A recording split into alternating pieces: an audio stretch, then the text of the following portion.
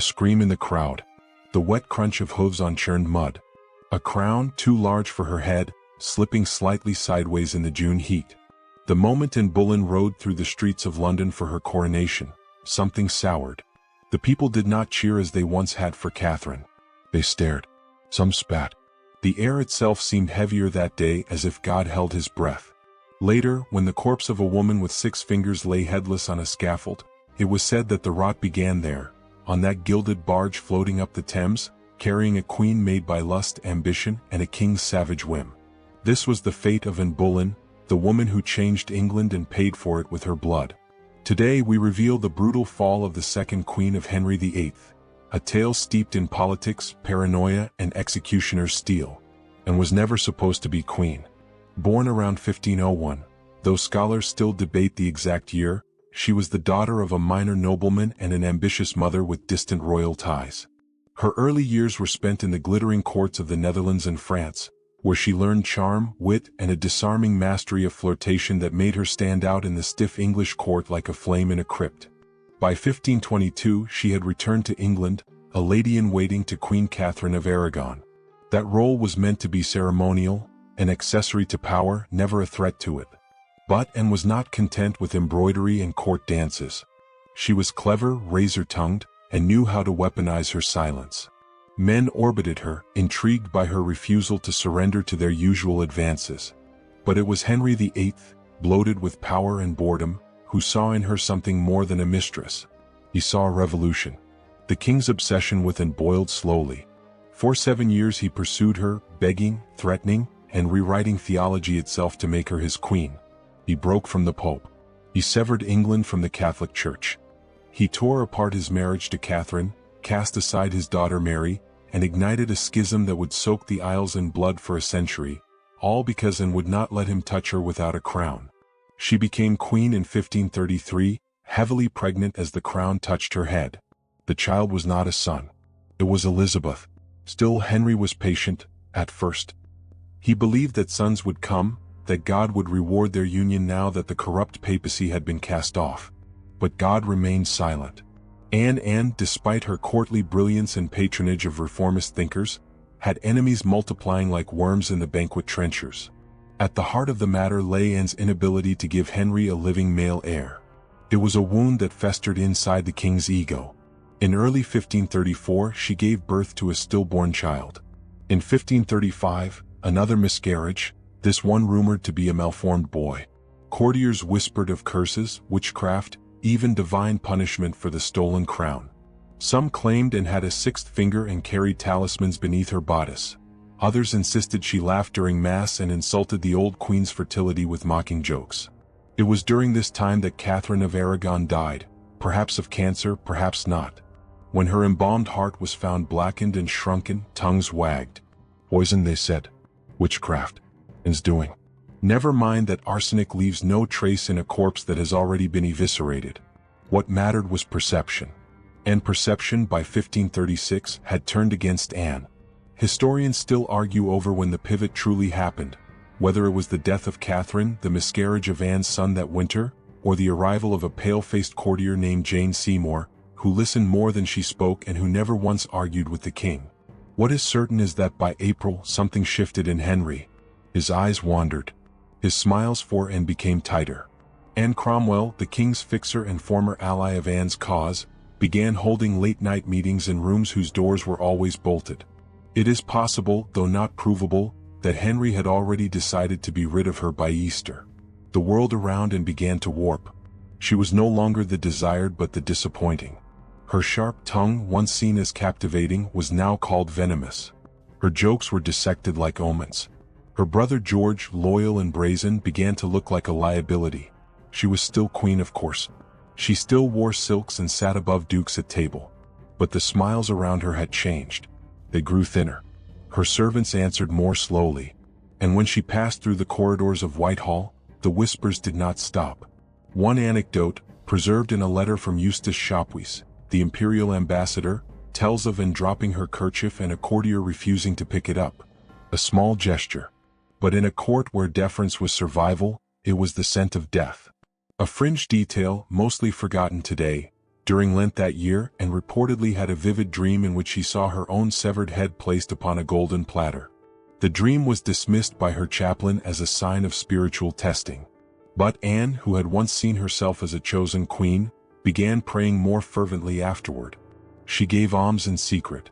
She wept without knowing why. By late April, the wolves were circling. A minor musician, Mark Smeaton, was arrested and tortured, illegally. His confession was short, forced, and full of names. Anne's name, her brother George's name, and 3 other courtiers. Charges of adultery, incest, and conspiracy followed within days. Historians debate whether any of it was true. Most agree it was not. But in Henry's court, truth was often shaped by utility. Anne was arrested on May 2nd. She was dining in her chambers, possibly finishing a piece of spiced venison, when the royal guards entered. They were polite, almost too much so. They told her she was to be taken to the Tower. Not the luxurious lodgings reserved for disgraced nobles awaiting mercy, but the old, damp ones. The same rooms once used to house traitors before they vanished. And did not scream. She laughed. It was said her laughter echoed all the way to the river. The barge slid across the Thames like a coffin on black silk. Rain had begun to fall, not in sheets, but in a persistent, drizzling mist that blurred the edges of towers and made the oarsman's breath visible in the dawn air. And sat inside, hands folded, dressed not in widow's black nor in royal crimson, but in muted gray. Not quite mourning, not quite regal, just fading. She had once entered the Tower in triumph through the court gate, cheered, hailed, crowned to be. Now she entered again, but through the traitor's gate. A lower entrance. Wet stones. Iron portcullis. Silence. Waiting for her was the constable of the Tower, Sir William Kingston, a stiff man with eyes like damp pewter. He bowed. He did not smile. Nor did he kneel. And was lodged in the same royal apartments she had once occupied during her coronation festivities. A cruel symmetry. But the grandeur had gone. The tapestries were dull, the floorboards warped. Mold crept along the stone like frost. Her attendants were not her choosing. 2 of them, Lady Shelton and Lady Kingston, had gossiped against her at court. Now they watched her as if she were an animal in a pen. They recorded everything she said. Every muttered prayer. Every flinch. Every misplaced smile. And to her credit, refused to shatter.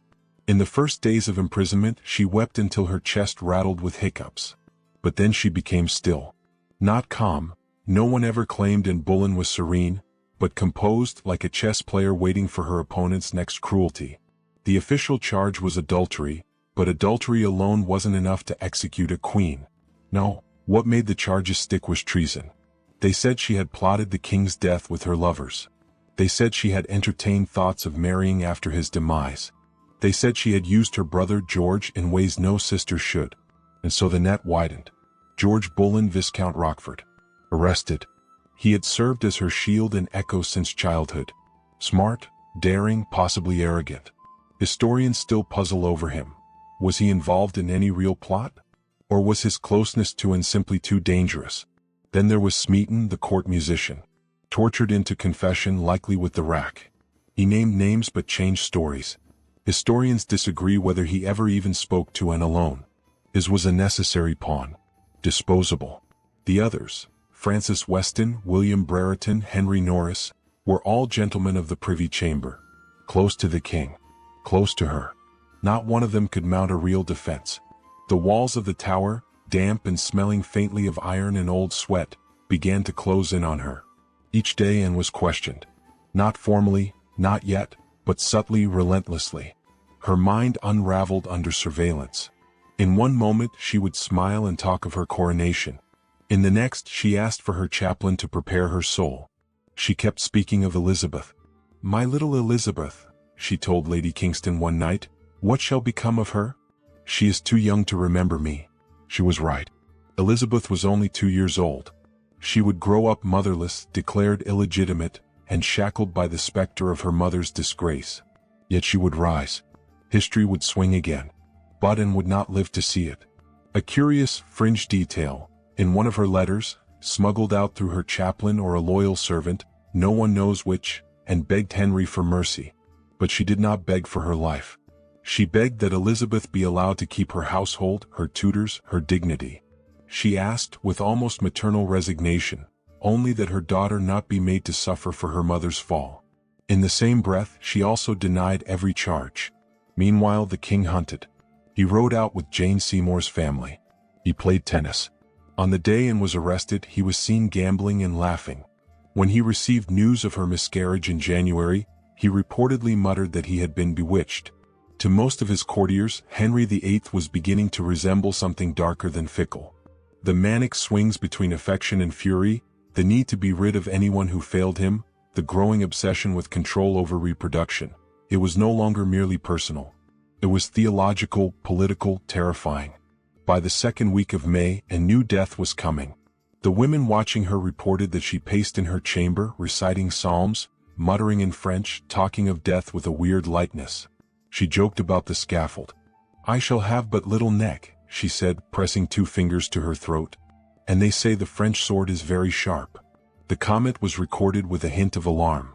That sword, an import from Calais, not the usual axe, was no accident. It was either an act of mercy by Henry or a gesture of theatrical cruelty. He wanted a clean death. No hacking. No spectacle like poor Margaret Pole's, whose head took 11 blows to sever. Instead, a master swordsman would do it in one stroke. But and had not yet been condemned. The trial was still to come. And yet, her household had been dismissed. Her jewels had been inventoried. Anne Jane Seymour, pale and prim, was already being fitted for gowns. The walls of the tower had heard screams before. But now they heard whispers. Anne's daily meals were reduced. Her priest was allowed more frequent visits.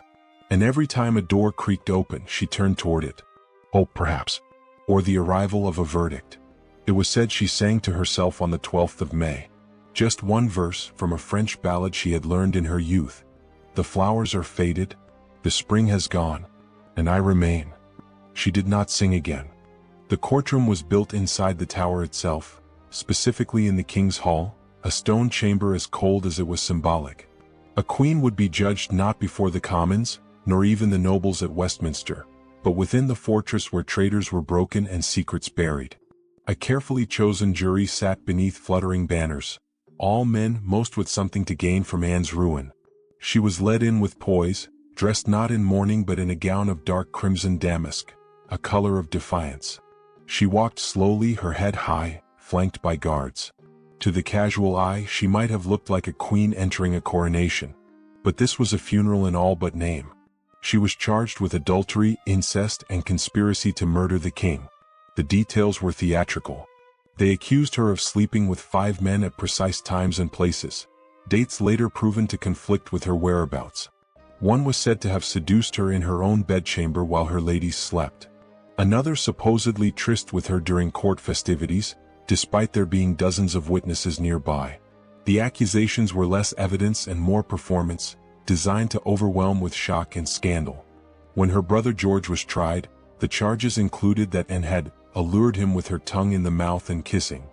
He laughed. Then he fell silent. He was convicted too. Historians still debate whether Henry truly believed the accusations. Some say he had to, it made his future marriage legitimate. Others suggest he simply needed an escape route, and had become a political liability. Her ties to the Protestant reformers, her alienation of powerful factions like the Seymours and the Old Catholic loyalists, her inability to bear sons. All of it had coalesced into one final, irresistible conclusion. The trap had snapped shut. On May 15th, Anne Boleyn was found guilty. Her sentence, to be burned alive or beheaded at the king's pleasure. She did not cry. She simply asked, "And shall I die without justice?" There was no answer. In the days that followed, the tower grew quieter around her. The sounds of the city were muffled behind thick walls. At night, the wind hummed through the arrow slits like a dirge. Her ladies now served her meals with trembling hands. She thanked them. She asked to pray. She wept, but not often. Execution was set for May 18th.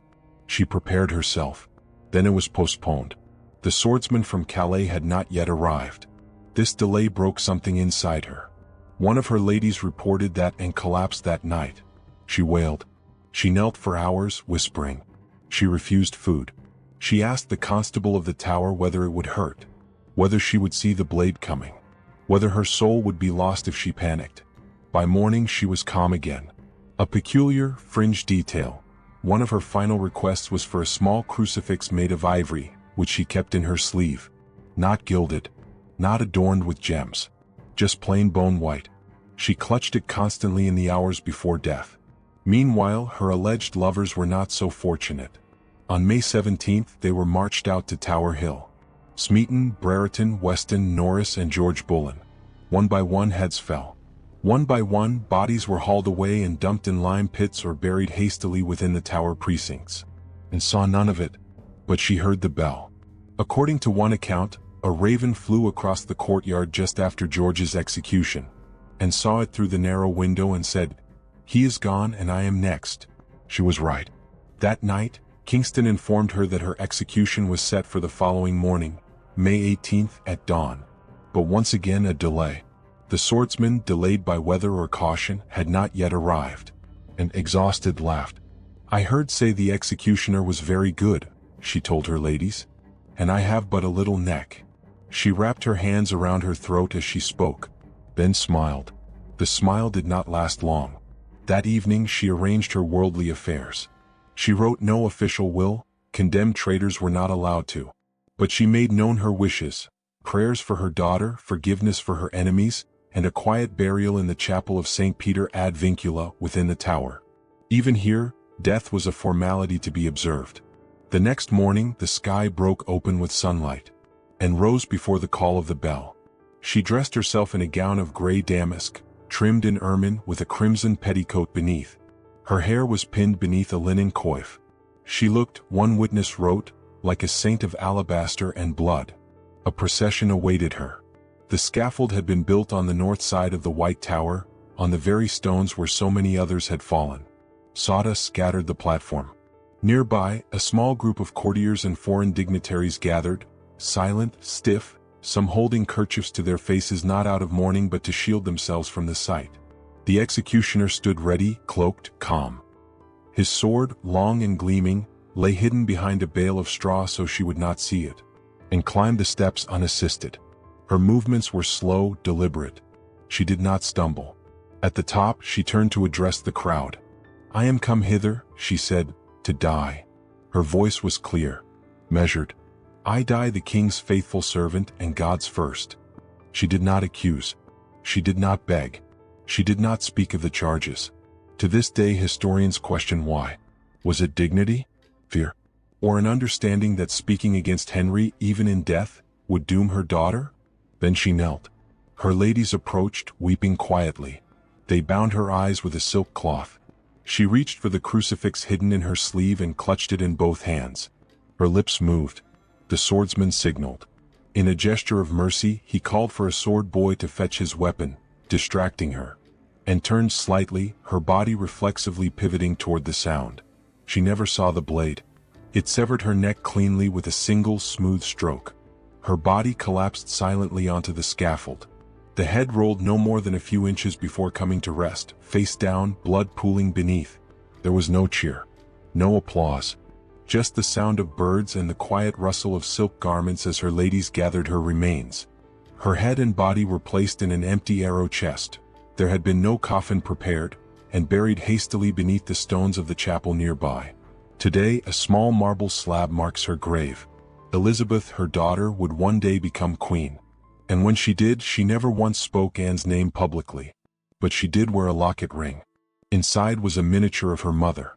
The blood had barely dried when the Tower gates opened again, not for mourning but for celebration. Jane Seymour, the pale-faced lady-in-waiting who had once dropped her eyes when the Queen passed, now rode in state, escorted by liveried guards. She was taken not to the Queen's apartments, those still reeked of death, but to temporary lodgings near the river, where she received the king that same evening.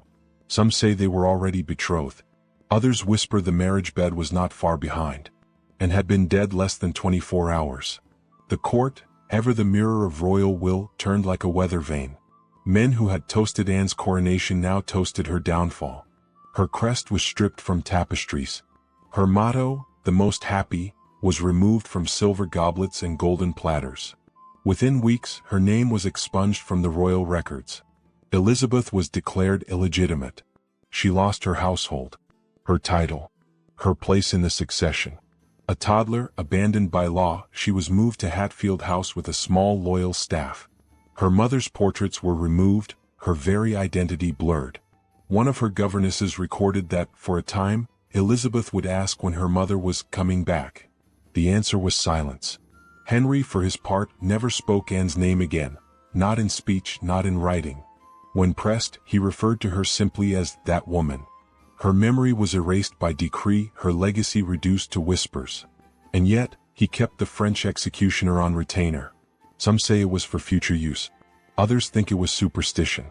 Court rumor claimed that Henry became more pious after Anne's death, that he spent long hours in chapel, kneeling before candles, muttering psalms.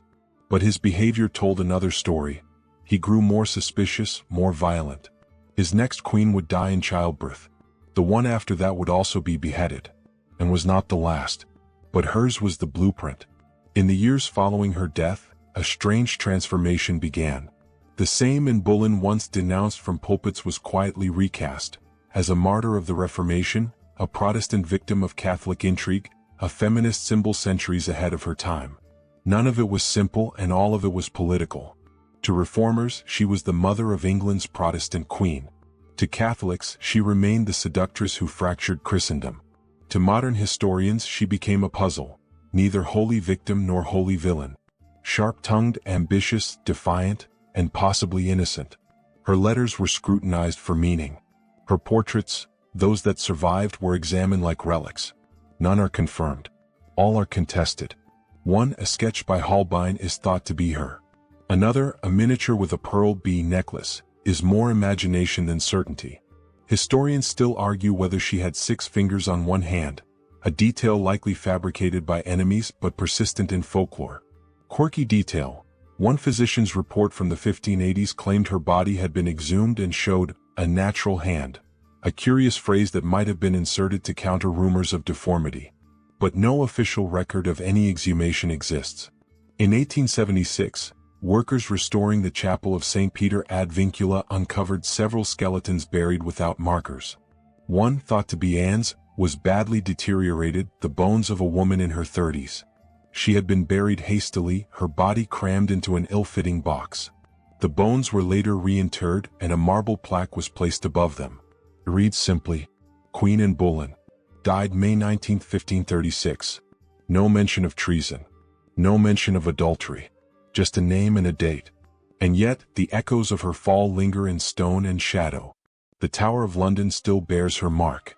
In the Queen's house, visitors claim to hear weeping behind locked doors. Guards speak of cold gusts that move against the wind, of a woman's form glimpsed near the scaffold site, pale and stooped, her hair concealed by a white coif. Anne's ghost, some say, walks without a head. It is always silent, always solitary. Psychologists might call it collective guilt. Historians might call it folklore. But something remains. Something fragile and unresolved. One haunting fringe account. A soldier on night watch in the 1940s reported seeing a figure gliding across the green. Not walking, gliding. When he challenged her, she turned. Her face was indistinct, blurred like frost on glass. She raised her hands as if to speak, then vanished. The soldier never returned to duty. Anne's legacy lives on not just in her daughter, Elizabeth I, but in every narrative where power, gender, and survival collide. She has been played on stage and screen as temptress, victim, strategist, martyr. The truth likely lives somewhere in between. A woman both elevated and destroyed by proximity to a monstrous throne. A woman who gambled everything and lost, but in losing, carved a path for those who would follow. In the final hours of her life, Anne Boleyn clung not to justice nor vengeance, but to something far more intimate, ritual. After her final confession, she asked for Mass to be said. It was held in the tiny chapel within the Queen's house, where the priest murmured Latin benedictions over stale bread and thin wine. Her ladies knelt beside her, faces pale, hands trembling. Anne herself remained composed, focused, detached. She received the host with closed eyes. Then she rose. One of her last gestures was to forgive those who wronged her, though the names remained unspoken. It is said she even asked God to bless the king. Whether out of sincerity or strategy, none could say. But the words are recorded, whispered and sobbed by those who heard them. God have mercy on his soul. And mine. She did not write a final letter. But her words lived on in the recollections of those around her, guards, ladies, executioners, priests, many of whom later confessed that they had never seen a woman die with more grace. And yet, in the century that followed, even grace could not shield her memory from manipulation. During the Elizabethan era, Anne's story was sanitized. The whiff of adultery was wiped away, her flirtations with courtiers were repackaged as courtly wit. The incest accusation was chalked up to Catholic slander. Elizabeth, now Gloriana, drew strength from her mother's victimhood, but never acknowledged it openly. No public monuments. No state remembrance. Silence was her shield. Later still, the Victorians took Anne and reshaped her again, this time as a tragic heroine, a delicate rose crushed by tyranny. They painted her as fragile, doe-eyed, spiritually pure. In plays and poems, she became a romantic martyr, less a woman and more a metaphor. But that was not the Anne who stood on the scaffold. The real Anne was sharper than legend allows. She was witty, yes, but also calculating. She could be cruel, especially toward Catherine of Aragon and Mary Tudor. She courted power with a hunger that shocked even her allies. She helped destroy the queen who came before her, then fell prey to the same merciless logic of courtly survival. She was not a saint. She was not a witch. She was something far rarer, a woman in control of her own rise, and ultimately her own fall.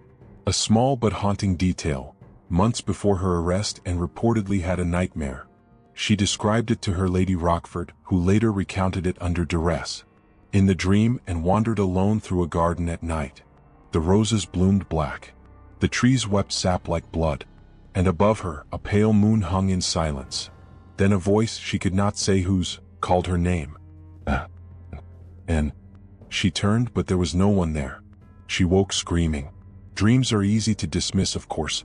But in Tudor England, where prophecy and politics often walked hand in hand, such things lingered.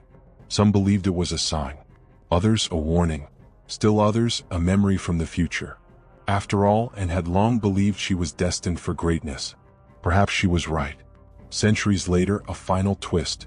In 2012, the Church of England hosted a commemorative service for Anne Boleyn in the chapel of St. Peter ad Vincula, the site of her burial. Flowers were laid. Prayers were said. No official apology was offered, but the symbolism was clear. Anne Boleyn, once damned by crown and clergy, was now remembered with reverence. Her daughter, Elizabeth, would reign for 45 years. She would crush the Spanish Armada, transform England into a global power, and die childless, but not forgotten. Her portrait, arm resting on a globe, became the icon of a nation. And at the heart of her rise lay the blood of a mother executed at dawn. The real tragedy of Anne Boleyn's story is not merely in the sword, but in the silence that followed. The erasures, the denials, the way her name was made a whisper when once it had commanded a king. She died not just because she was hated, but because she had been loved too much, too loudly, and then not enough. In the end, power did not protect her. It never does. The scaffold has long since rotted away. The stones of the tower have been scrubbed, rebuilt, made tourists safe. The blood is gone. So are the cries, the prayers, the final soft rustle of fabric against wood. Only the silence remains. But some ghosts are louder than screams. Anne Boleyn's legacy lingers not in triumph or tragedy alone, but in the uneasy space between. She was both the beginning and the end of something. The queen who broke a marriage to crown herself, only to be undone by the same machinery she once manipulated. In her story, ambition walks hand in hand with vulnerability. And grace never guarantees safety. If you visit the chapel of St. Peter ad Vincula today, you will see her grave, marked simply, respectfully. You might hear a tour guide speak her name. You might even hear laughter in the yard nearby. But if you pause and listen carefully, you may feel something else. A breath, a whisper, a presence too proud to fade. History, after all, is not built on facts alone. It is built on memory. And memory clings to the edges of truth, where stories become symbols and symbols become warnings. Anne Boleyn's execution was not just a spectacle of power. It was a rupture. A moment when the illusion of control slipped, and a woman paid the price for stepping too close to the sun. In the end, she gave England a queen. But England gave her only a sword.